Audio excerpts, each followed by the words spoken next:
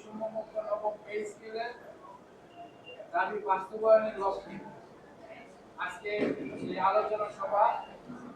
আলোচনা সভাটা আমাদের যে বিষয়টি নিয়ে জরুরি হয়েছে যে অর্থ উপদেষ্টা মহোদয় যে বিবৃতি দিয়েছেন সেই বিবৃতিতে আমরা হতাশ হয়েছি এবং আমরা এখন একটা মানে ঝুলন্ত অবস্থা পড়ে গেছি। যেমন এই অর্থ উপদেষ্টার উপরে অনেকেই আমরা ফেসবুকে দেখেছি যে মোলা গায়ে দিয়ে মোলা ঝুলিয়েছে এরকম একটা মানে পরিস্থিতি তৈরি হয়েছে। আমরা দীর্ঘ 11 বছর আন্দোলন সংগ্রাম করে আমরা এই অন্তর্বর্তীকালীন সরকারের কাছ থেকে একটি কমিশন গঠন হয়েছে, তার জন্য আমরা অন্তর্বর্তীকালীন সরকারকে ধন্যবাদ জানাই। যেহেতু অন্তর্বর্তীকালীন সরকার পে কমিশন গঠন করেছে সেহেতু আমরা আশা করি যে তারা অর্থনৈতিক চিন্তা ভাবনা করেই কিন্তু পে কমিশন গঠন, এতে কোনো সন্দেহ নেই। এখন হয়তো বা কোন কুচক্রী মহল এটা পিছনে কাজ করতেছে,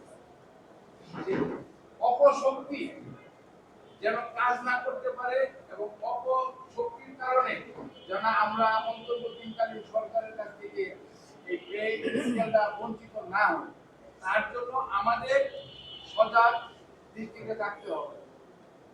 এটা আমাদের অধিকার, প্রাপ্য, সেটাকে বাস্তবায়ন করার জন্য আমাদের সাংগঠনিকভাবে সর্বোচ্চ অগ্রণী ভূমিকা রাখতে হবে।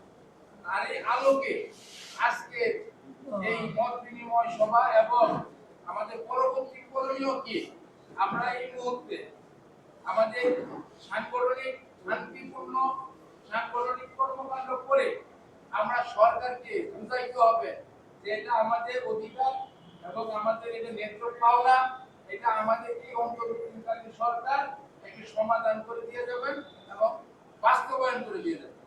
এই বাস্তবায়ন না হওয়া পর্যন্ত আমরা সাংগঠনিকভাবে শান্তিপূর্ণভাবে আমাদের কর্মসূচি চালিয়ে যাব।